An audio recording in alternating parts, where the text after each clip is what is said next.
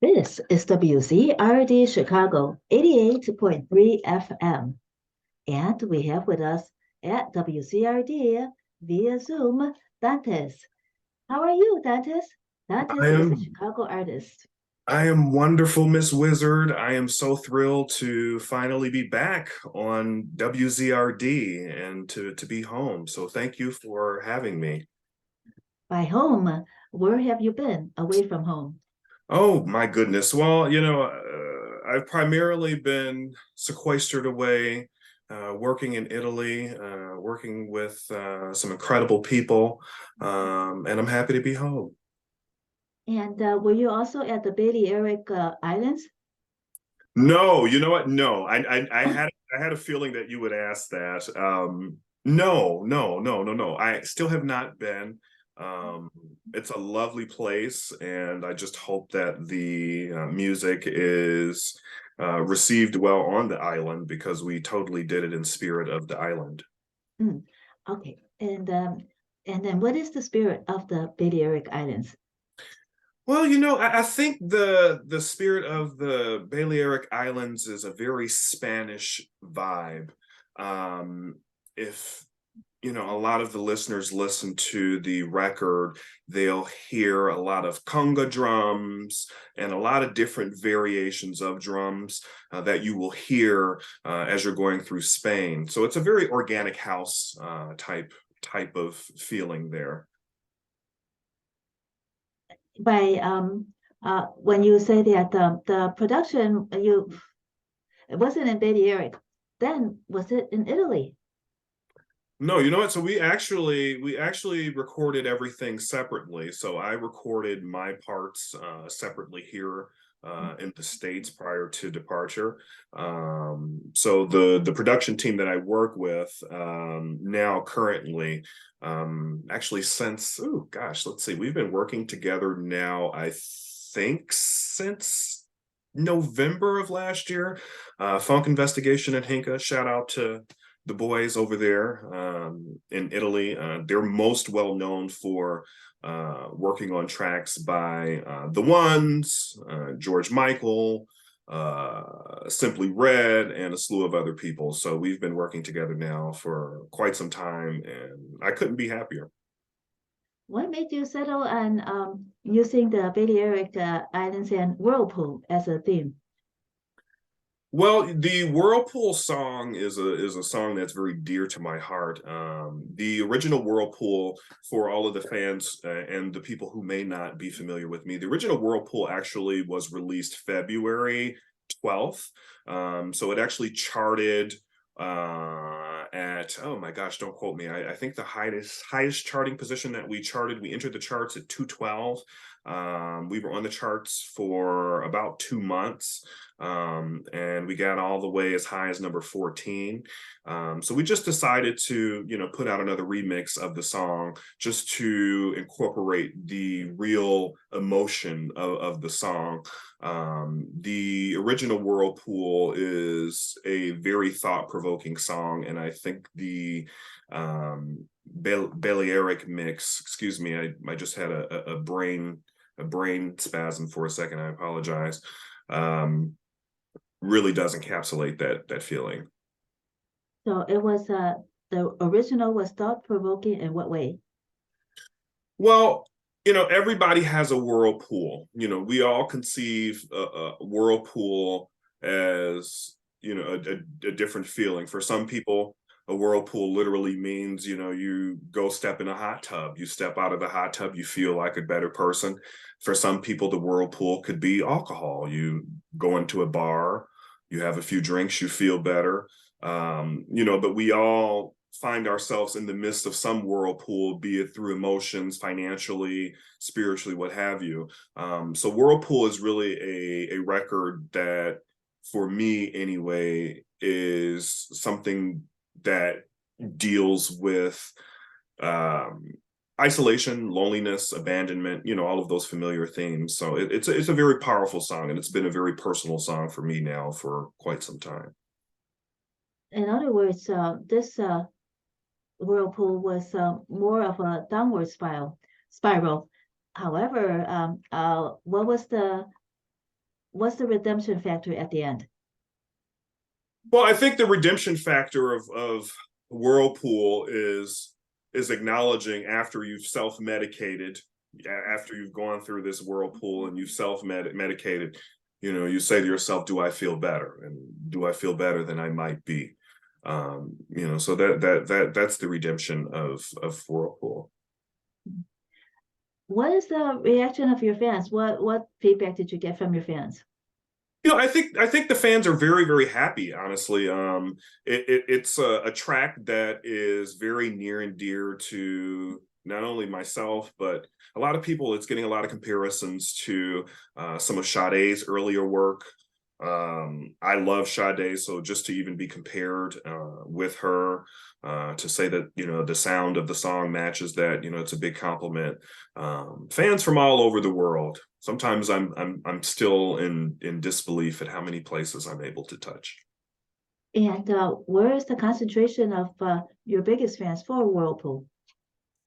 Well, I can't necessarily speak on data or analytics for one specific track, but I think over the last year and a half, I've grown exponentially into an international artist.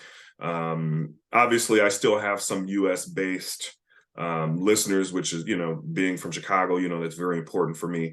But, now I've grown into, so many different international territories like Brazil, Colombia, all of Latin America specifically. They've been very warm and very embracing, not only to me, my style, my look, everything about me. So shout out to all of the countries in Latin America. You know who you are: Mexico, Colombia, Brazil.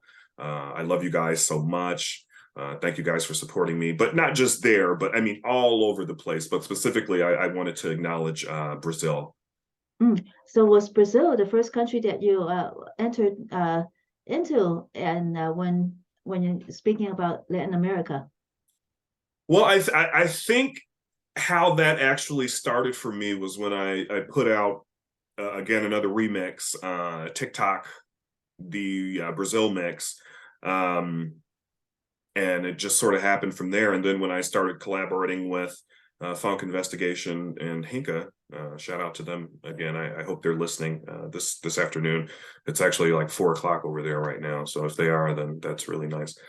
But ever since I started working with those two, there's just been a real appreciation for just real instrumentation.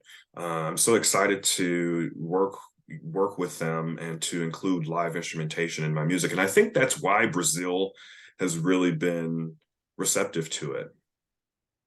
Aren't the Brazilian beats faster than some of the other countries? When I see them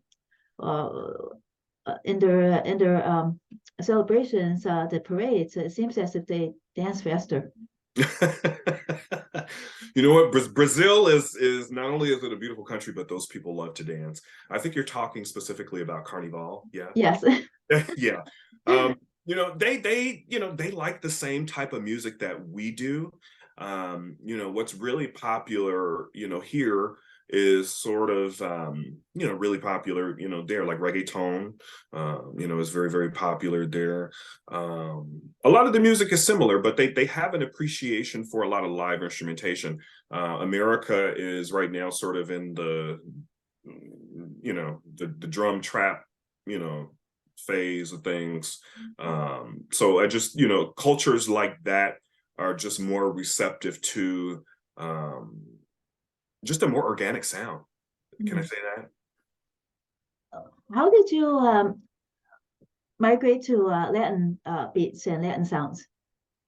Well, I didn't migrate completely. I've experimented with it, and we experimented with it again on the She's a Lady EP, which actually comes out June 9th. And I'm hoping, obviously, that you guys will have me back so I can talk about She's a Lady. We'll be shooting that music video at the end of the month at the Baton Show Lounge, which I'm very, very excited about. But we definitely experimented with it heavily on the Funky Touch mix. There's a lot of congas, You hear just a lot of Latin rhythms and percussions that the ordinary Western listener might not be familiar with, like with the Whirlpool remix. So I like I said, I'm very excited.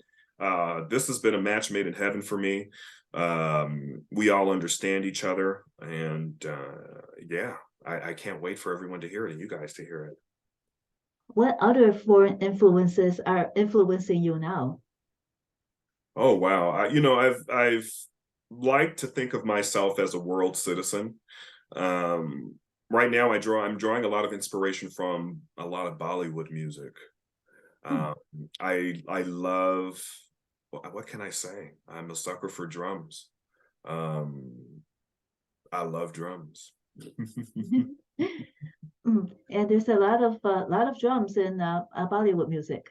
Yes, there is. But I've always had a fascination with Bollywood music.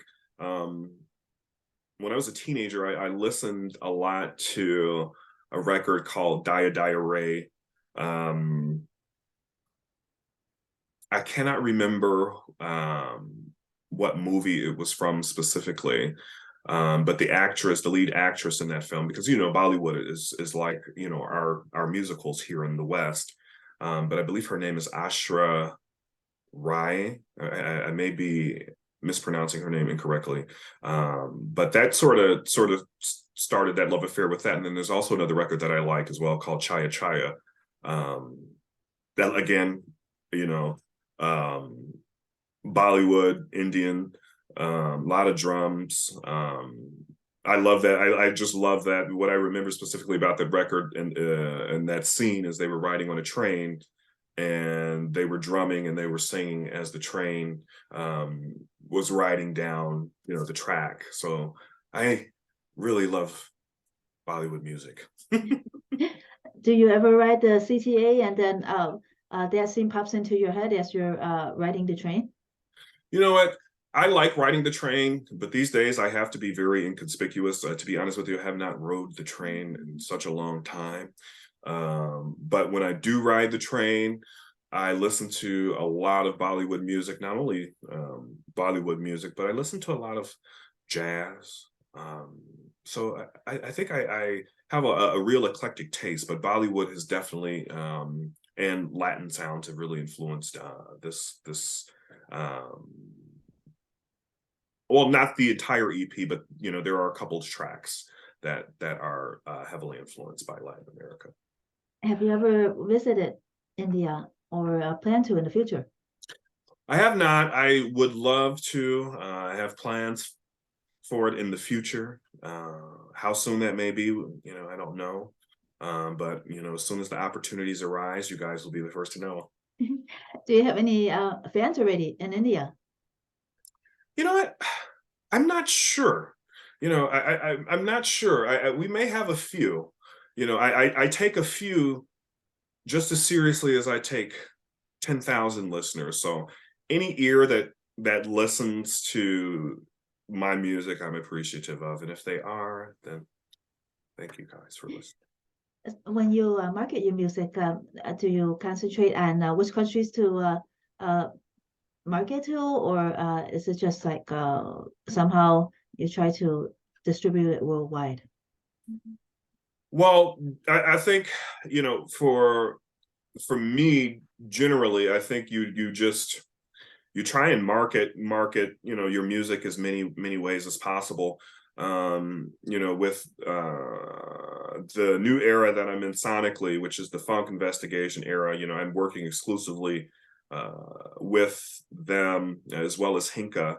I always absorb Hinca into Phunk Investigation, even though he's Hinca, he's the Hinca, but he's a part of the Phunk Investigation collective. But I think working with them, because they're releasing my albums globally, my projects globally. But every musician will tell you that they try and market their music to as many different places as possible.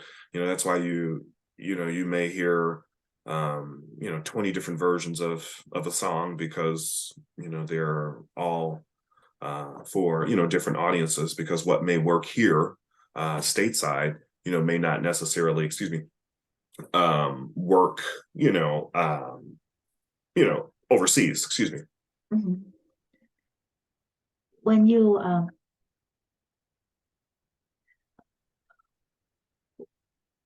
market the Phunk, let's see, what is it called again? Phunk Investigation. Phunk Investigations, sorry.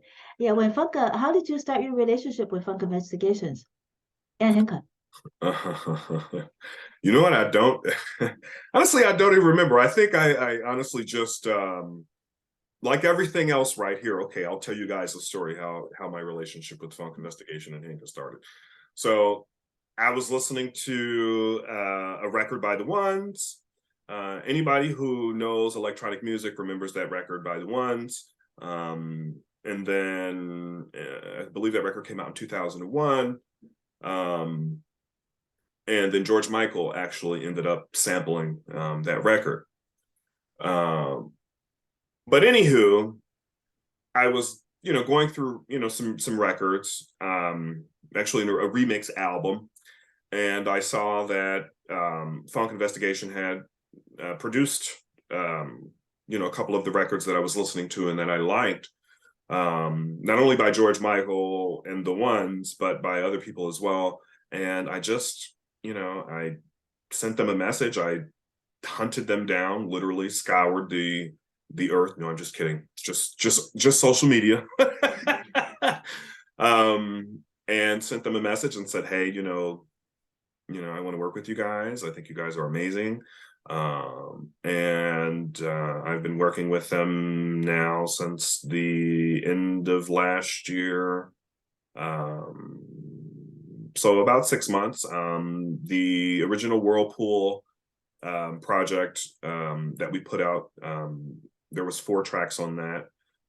That's actually sold, it's been streamed about 200,000 times so far. So we're very proud of that. It's charted. It was pretty sizable, dance hit. The next project that we have coming out, new anyway, will be She's a Lady. That's another 4-song EP. But this Friday, May 19th, the Whirlpool Balearic remix comes out, which is actually the Chili remix. And that is, again, just because, the Latin rhythm, the Latin percussion is amazing. And we have to do something for Spain because it is the one of the dance capitals, of the world. So, yeah. Do you do any shows? You know what? I'm not doing any shows right now. I don't have any plans to do any shows right now. I'm exclusively focusing a lot of my efforts right now just on continuing to expand my sound and my identity visually. I may do a show virtually, possibly later on down the road. I just don't see a need for that right now. When was your last show? My last show was actually, I believe that was last year at the African Festival of the Arts. So yeah.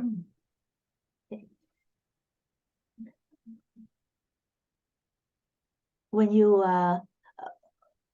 concentrated on the Whirlpool and decided to do a remix, what was it about the first version that you figured you wanted to change and then move on to the remix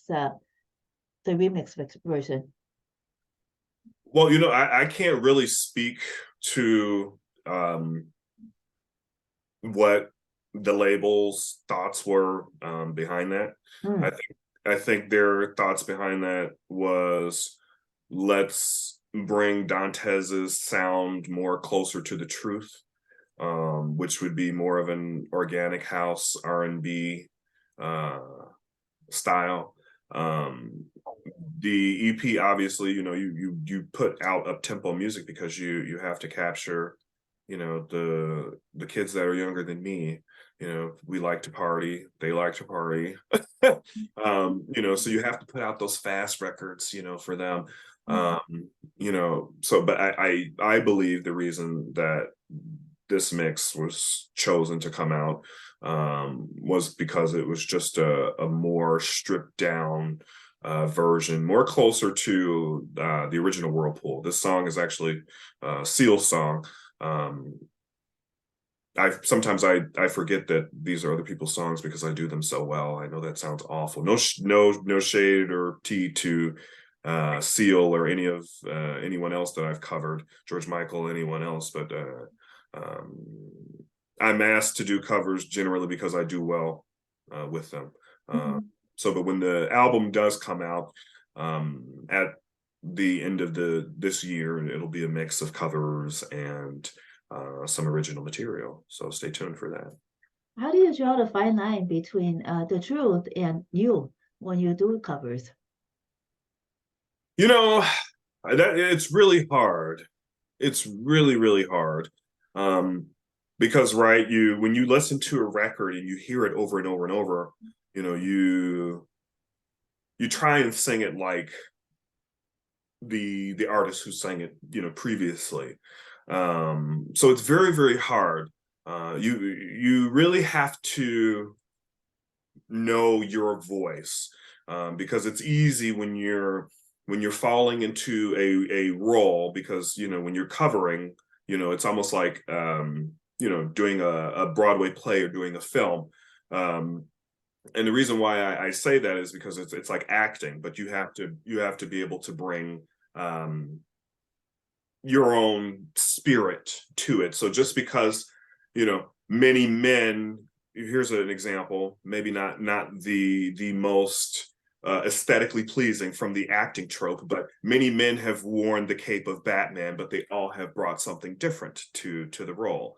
And I think that's important, you know, with music.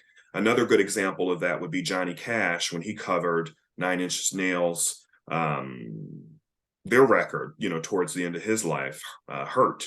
You know, when Nine Inch Nails did their version, you know, it was very dark and felt very suicidal. But when Johnny Cash released his towards the end of his life, you know, it turned into a very retrospective song because that was his energy and his spirit that he brought to the song. So it's very hard.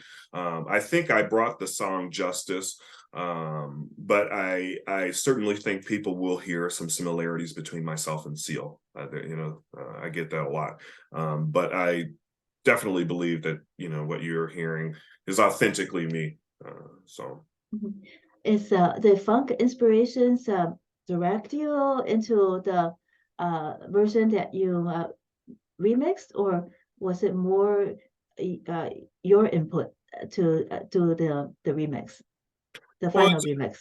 I mean, it's a collaboration, you know, so we're working together, you know, exclusively, you know, at all times, you know, to make sure that we put out, you know, amazing material for, you know, the fans and the listeners. So, yeah. What is more important, the story or the beat? I think, I mean, every artistic person will probably say, of course, the lyrics, right? I think it's a twofold edge. I really do. You know, I've, you know, received music and made music that'll make me, you know, dance, you know, as I'm recording it. You know, sometimes the universe gives you those things, you know, together in tandem where you know, you're writing the lyric as you're, you know, writing the melody, or, you know, as you receive the melody, you know, from an outside source, you know, you dance to it or you write to it. It depends. It really does depend. For a lot of the newer material that, you know, is coming out of mine now, I think it has been a mixture of the two. I don't want to come across as some, you know, deeply inspired artist, but you know, it does come, you know, from the heavens. It does, you know, when you think about these things, because, you know, you say, how, you know, how did I just write that, you know, that lyric, how did I just write this deeply introspective song, within 5-10 minutes? So I don't know. That was a good one, Miss Wizard. It really was. Was it really 5 or 10 minutes that you wrote it? Yeah. And usually I record usually it's a one take process for me. Very rarely do we have 2 and 3 takes, but usually, yeah, it's a one take for me. And for the Baton Show Lounge recording, how did you choose that venue for the recording? Oh, for the music video, right? Yes. Well, it's the Baton Show Lounge. I mean, I've worked with the Baton Show Lounge inadvertently while I was on Work in Progress. I'm not sure if you remember that show that I was a part of on Showtime. We shot there I believe we were there for about 14 days. So just, they were always there in the back of my mind, as, one of the best aesthetically pleasing places. Outside of that, they do have a very important place and role in the Chicago community and the LGBTQ community.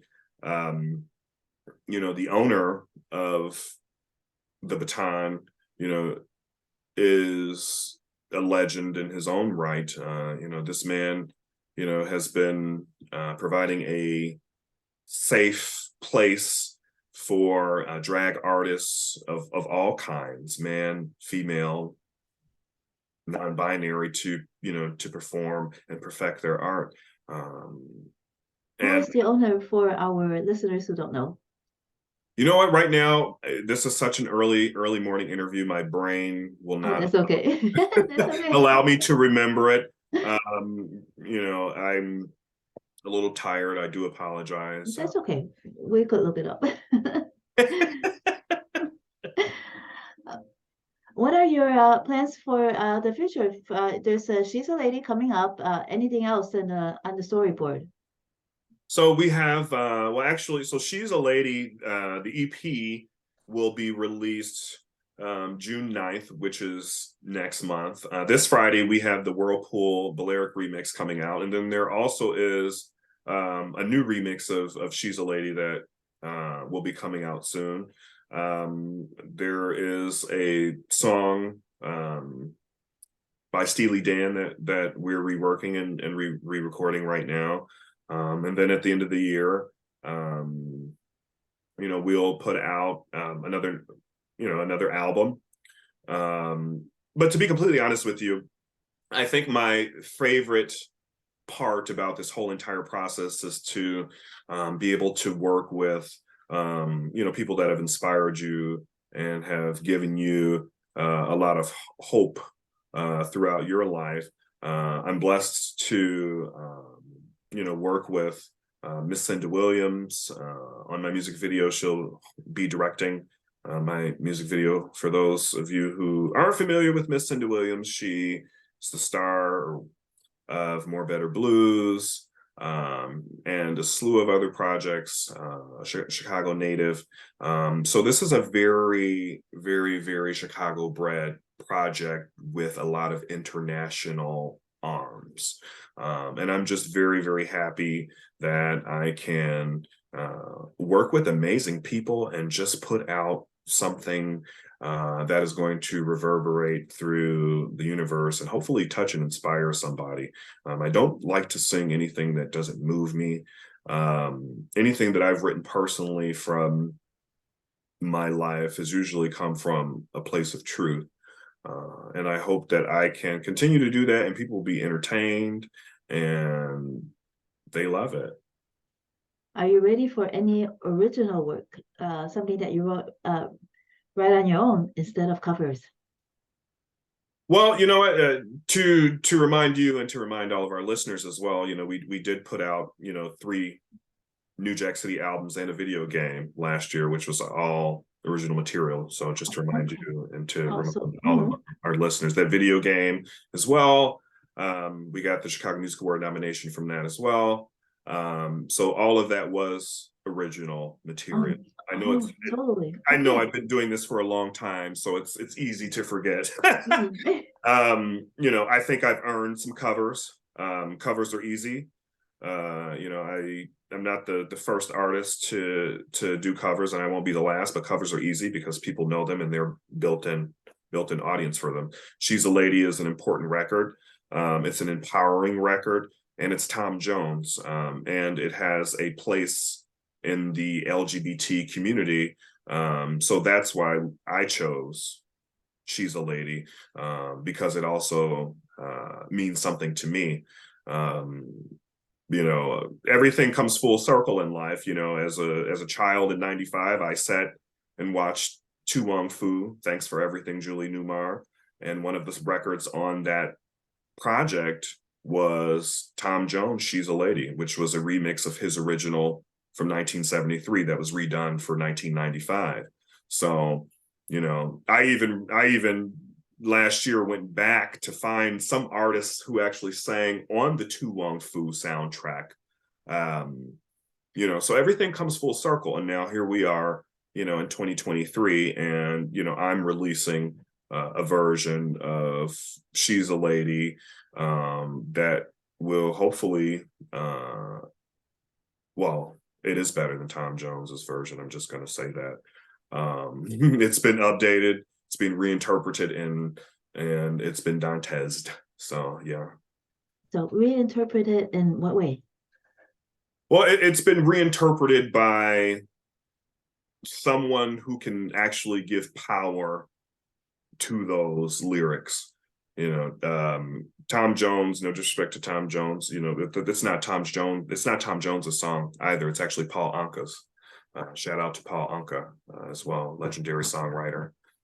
Again, the song is a really empowering song, and you know, Tom Jones was a straight white man.